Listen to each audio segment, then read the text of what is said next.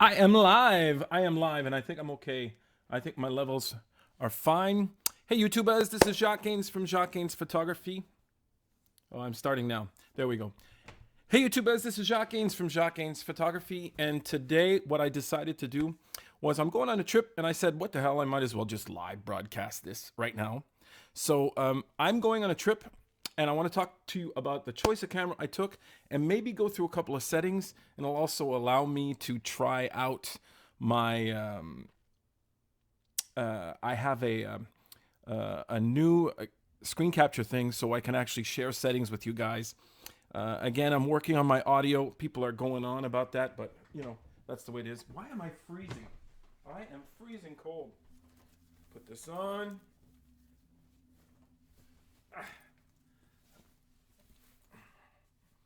I'm looking at myself with the delay. It's funny. One person watching. Yes! One person watching. I love it. Okay, guys. Yeah. So, listen, I want to talk to you about a trip I'm going on. We're going this weekend. Our family's going to New York City, and it's a trip. It's like 2 days. It's like on this organized, planned trip. It's quite special, and I just wanted to talk about that. But before I start, I got to tell you guys that Jacques Gaines Photography is not only about getting the shot, but it's also about the journey getting there. So you guys, if you can, subscribe, smash that subscribe button. And that would be really cool. And it's always fun to get more and more interaction. The more subscribers, the more interaction. Also, I want you guys to check out my 10 tips and tricks on how models should pose. And this is advice from a photographer. But I've gotten a lot of comments on that video that it's pretty good advice even for photographers, so check it out. And also, do not forget to check out my behind the scenes with Camille. We had a lot of fun on that video, and it was really cool. So anyways, that's about it for that. How do I look? Am I okay? Let's go back to me. There I am. Haha, ta-dam. So yes, that's it. We're going on a trip, and we're going to New York. And I think what happens is I have talked to you guys a bit about my setup and what I have so far, and it's a lot of Fuji. I got the X-T2 and the X-T20. I want to show you the setup I've been using these days to do light trips where I only bring one lens, one camera body. I guess you probably know where I'm going at right now and which camera I'm going to tell you that I do use. So it's very simple. I figure that when we do these trips, image quality is not as much of a priority as is getting the right focal length for the shot you need. And that means being able to shoot inside, shoot outside, shoot a building, shoot your family.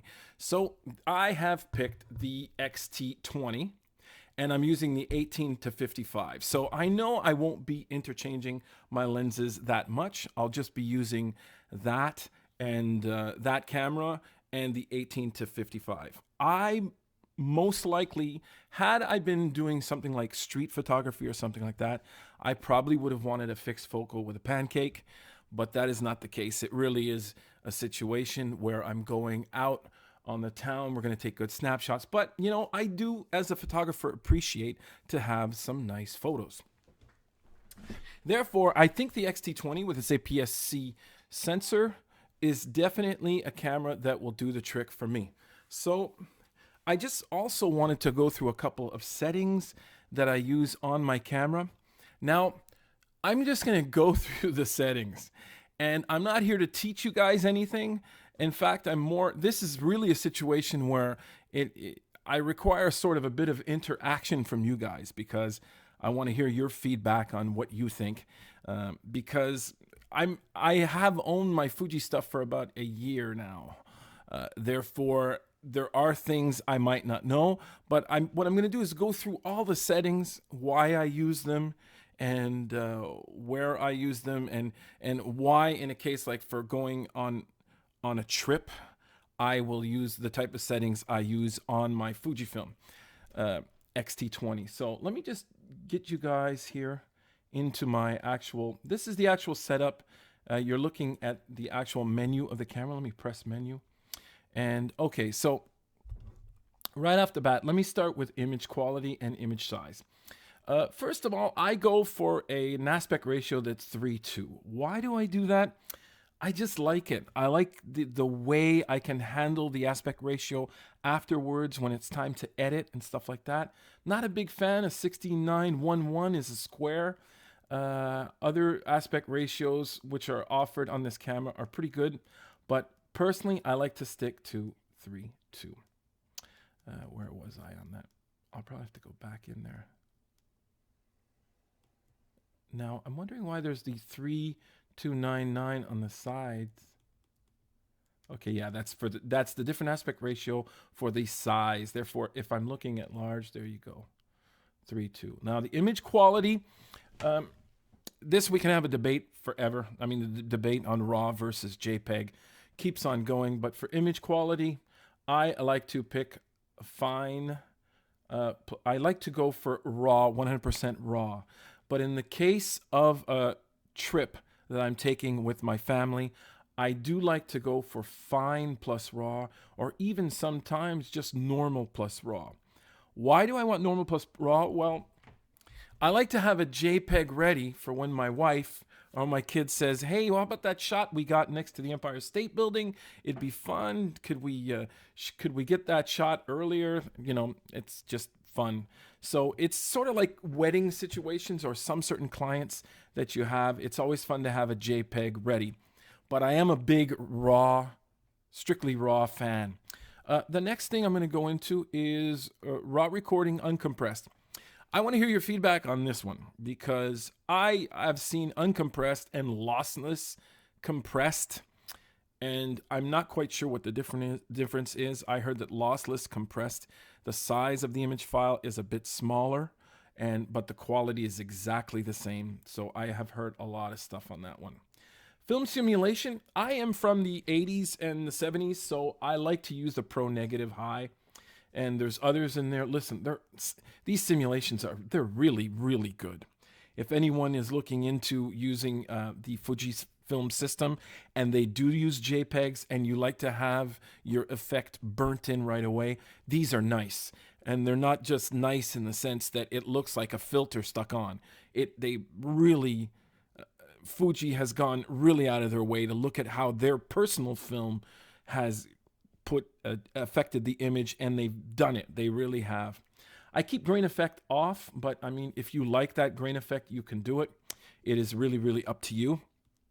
Dynamic range, I put it at 100%. I'm not quite sure about that again. White balance is on auto, believe it or not. So on a usual professional gig, I would not put this on auto. I would actually go in and actually I normally get an assistant or someone to actually put a card in front of wherever I'm shooting to get a manual white balance. But in the case of this, I'm going to be flopping this camera and pulling it out all the time. So I thought it might be a good idea to just leave that on auto. Let's go down here. Highlight tone, I leave that at 0. Shadow tone, color, sharpness, I leave everything at 0. You know, I post-process this stuff and I can do what I want later on. My color space is I like to put at Adobe RGB. I do not know the argument for using sRGB, however, but I know that because I work with 99% of all my post-processing is done in either Premiere or Photoshop or Lightroom, that I stick to the Adobe RGB. I will not be doing the whole the whole menu settings, but I'm trying to do the most that I can. Anything else in there? Nothing for now. Okay, let's go into autofocus. Focus area. That's just the typical. You can actually just change that later on. Let's go back to menu. Sorry about that, everyone. AFC custom settings. Okay, I wanted to look at this just a bit with you guys. And these AF-C custom settings, I personally have not gone crazy on learning too much. But I will tell you that if you read the actual menu on them, the first one says standard setting for multi-purpose. Okay, so that might be something you might want to put on just to have there and you know, have something that'll work in every single situation. The other one is ignore obstacles and continue to track subject. set for accelerating, decelerating. We know, I'm taking pictures of buildings, of people, and stuff like that. For suddenly appearing subject. Now, this might be interesting not only for tourism and traveling, but also for street, due to the fact that some of these subjects just appear out of the blue and you really feel that there's a shot. So I would go between, personally, this is my personal judgment, between 1 and 4. The other one, 5, is for erratically moving and accelerating, decelerating subject, might be good for sport. But I would definitely, in my settings, use either 4 or 1. In my case, because I really am stuck with my family, I will go for 1. Might be interesting to go to 4 if you guys are doing something like street photography. Now, if I were going down there with my family and I said, listen, at one point I'm going to go out and do some street photography, I might want to change that around. AF point display on. I leave it on because I like to see where my AF points are. Number of focus points, 325. Now, Fuji has put this actual choice on their camera. They have 91 points, 7 times 13, or 325 points, 13 times 25. Again, guys, here is where I'm shooting out and asking you to tell me why. Why would they give you the offering of 91 points when you want more? So I basically took more, but there might be some great reasons why you'd go into 91 points. Maybe it takes less processing power, less battery power. I'm not quite sure. So there you go. AF illuminator on. I just wanted to check. Yes, I wanted to show you guys this as well. Manual focus assist peak. Now, I just wanted to show you that I like to have focus peaking because sometimes I do use manual focus. And within that, I do actually change my colors depending on what I'm in shooting. A city tends to be grayish and sort of goes towards the blue side of the spectrum. Therefore, I have changed my focus peaking highlight to red high. There's blue low, blue high. I do normally put it on blue, but it always depends on what that background is. So I put it on red because I believe that there's going to be more of a bluish spectrum in a city. So it's just something that I think is a good idea to do. Some people might not, but if you are, for example, a place where you wouldn't use focus peaking red would be in the fall, because what happens is that the actual focus peaking mixes in with the background and you don't necessarily see where you are in focus or not. And focus peaking, it has to be like dead tack on. It can be a bit of a touchy thing.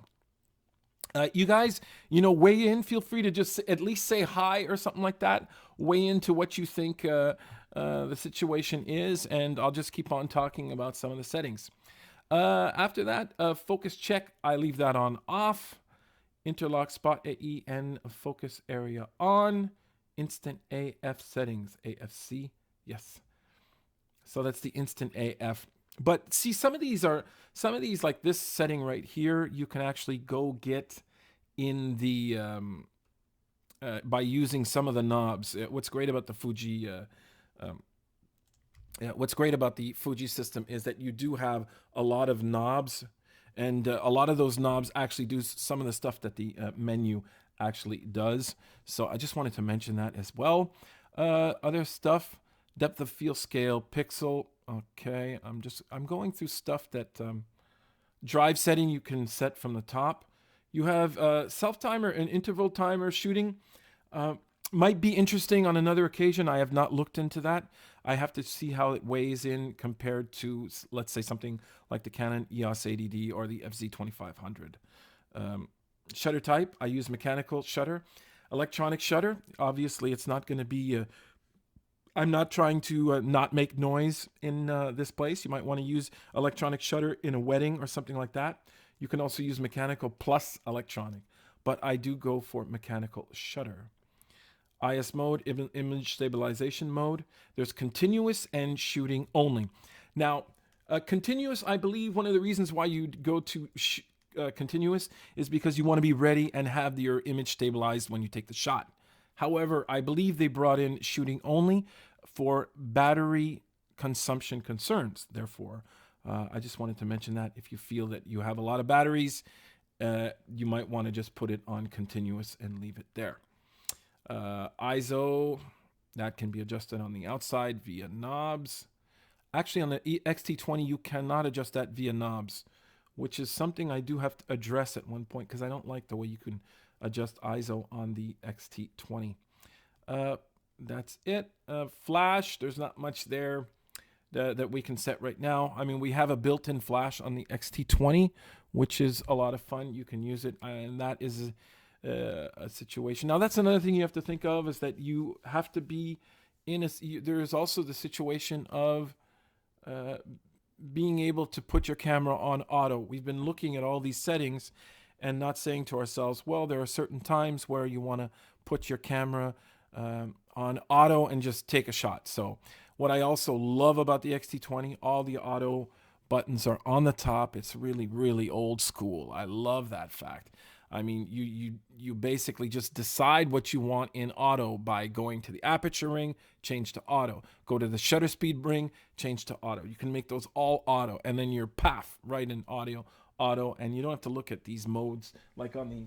Here, I got the Canon 80D here. I'll just show you. This is something I've always never liked about these cameras, is that you have AV, TV, B, and all these. Well, AV and TV are the equivalents of shutter priority and aperture priority, and I never ever was comfortable with using those two types of systems. Now, I guess in movie mode, I just wanted to mention that I put myself in 24p just because I like 24p, and movie AF mode, I like to put area, but multi might be more practical for the trip. What else down here? That's another thing. I only film in 1080, by the way. I do not film in 4K while I am doing I do not film in 4K when I'm doing tourism. I just don't feel the need for it. The 1080 is beautiful, and I still don't feel the need right now for 4K, especially when it just comes to family memories. That is about it. Let me just check one thing. Oh yes, user settings. Wanted to show you the card. I format my card right off the bat when I leave, and that's about it. I just wanted to mention that as well. We're back up there. Let me go back here again, over here. Sound setup, screen setup, sound setup. I think it's very important to... Well, it's important to keep your sound to automatic sound. Fuji is not the greatest company for actual on-camera audio. It's not that great. If you really want to have nice video with some really sharp and nice audio, you might want to think of getting an external microphone. If you want to stay in compact, I might put some suggestions in the description as to types of microphones you might want.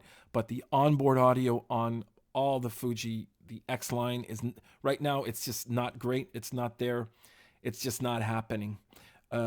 So that is about it, guys. That's basically what I wanted to show you guys for this camera.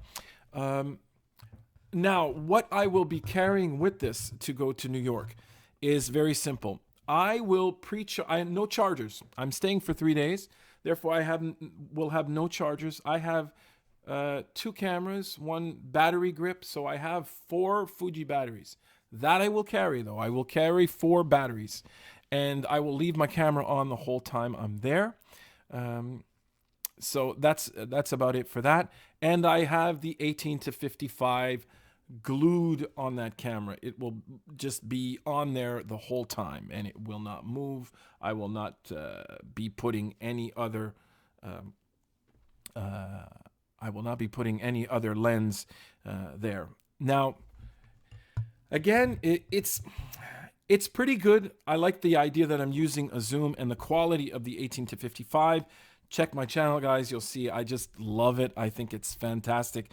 The types of family souvenirs and photos, family photos I'm going to get are going to be top notch with this lens, and I know. And the focal length is really, really nice. So from 18 to 55, it is not as wide as I would want it to be, because remember, we're on APS-C. I believe that's a Sony sensor in there. A lot of people are going to go, what? Sony? Yes, but what happens is they buy the sensors from Sony. I believe Fuji buys the sensors from Sony, and the processor is the Fuji processor. But it is a 1.5 crop. Therefore, at 18, you are talking now 18 plus 9 gives you 20. Why the hell am I 27? So you have a 27 millimeter to 55 times 1.5 to 70 something, 80. My math sucks right now. Normally math is great, but anyways, you know what I'm getting at. So it could be a bit wider when you're in a place like Times Square or something like that, or maybe down on, it's Easter over there, so when I'm at the parade, I might want to get a full float that's really close to me, and I won't be able to get it because I'm a bit tight on the wide end at 18. So that is about it, guys. That's all I wanted to share with you guys. So now you sort of know my settings. They are a lot different from when I actually shoot flash photography. They're a lot different from when I go out and do, well, street is relatively similar, but when I go out and do fashion photography, when I need bokeh, everything changes and everything's a bit different, because I really do work on a 100% manual only situation. So guys, I want you guys to like, share, subscribe, and don't forget, everybody, keep on making something from nothing.